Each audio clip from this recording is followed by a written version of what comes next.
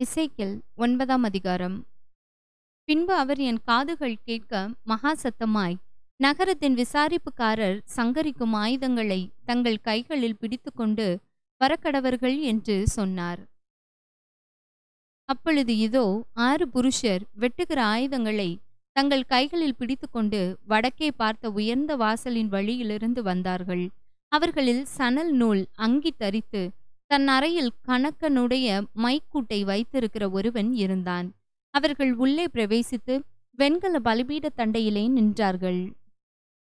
அப்பொழுது இஸ்ரவேலின் தேவனுடைய மகிமை கேருபின் மேலிருந்து எழும்பி ஆலயத்தின் வாசற்படியிலே வந்து சணல் நூல் அங்கி தரித்து தன் அறையிலே கணக்கனுடைய மைக்கூட்டை வைத்திருக்கிற புருஷனை கூப்பிட்டு, கர்த்தர் அவனை நோக்கி, நீ எருசலேம் நகரம் எங்கும் உருவ போய் அதற்குள்ளே செய்யப்படுகிற சகல அருவருப்புகளின் நிமித்தமும் பெருமூச்சு விட்டு அழுகிற மனுஷரின் நெற்றிகளில் அடையாளம் போடு என்றார்.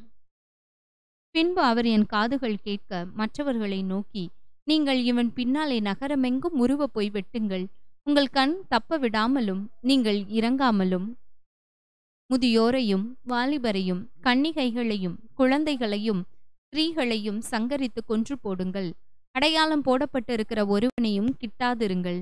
என் பரிசுத்த ஸ்தலத்திலே துவக்குங்கள் என்று என் காதுகள் கேட்க சொன்னார். அப்பொழுது அவர்கள் ஆலயத்துக்கு முன்னே இருந்த மூப்பரிடத்தில் துவக்கம் பண்ணினார்கள். அவர் அவர்களை நோக்கி, நீங்கள் ஆலயத்தை தீட்டுப்படுத்தி பிரகாரங்களை கொலையுண்டவர்களாலே நிரப்பி புறப்பட்டு போங்கள் என்றார். அவர்கள் நகரத்தில் போய் வெட்டினார்கள். அவர்கள் வெட்டி கொண்டு போகையில் நான் மாத்திரம் தனித்து முகங்குப்புற விழுந்து, ஆ கர்த்தராகிய ஆண்டவரே தேவரீர் எருசலேமின் மேல் உமது உக்கிரத்தை ஊற்றுகையில் இஸ்ரவேலின் மீதியானவர்களை எல்லாம் அழிப்பீரோ என்று முறையிட்டேன். அதற்கு அவர், இஸ்ரவேலும் யூதாவும் ஆகிய வம்சத்தாரின் அக்கிரமம் மிகவும் பெரிது. தேசம் இரத்த பழிகளால் நிறைந்திருக்கிறது. நகரமும் மாறுபாட்டினால் நிரப்பப்பட்டிருக்கிறது. கர்த்தர் தேசத்தை கைவிட்டார், கர்த்தர் பார்க்க மாட்டார் என்று சொல்லுகிறார்கள். ஆகையால் என் கண் தப்ப விடுவதுமில்லை, நான் இரக்கம் செய்வதும் இல்லை. அவர்களுடைய வழியின் பலனை அவர்கள் சிரசின் மேல் இறங்க பண்ணுவேன் என்றார். இதோ சணல் நூல் அங்கி தரித்து தன் அறையில் மைக்கூட்டை வைத்திருக்கிற புருஷன் வந்து, நீர் எனக்கு கட்டளையிட்டபடியே செய்தேன் என்று காரியத்தை தெரிவித்தான். ஆமேன்.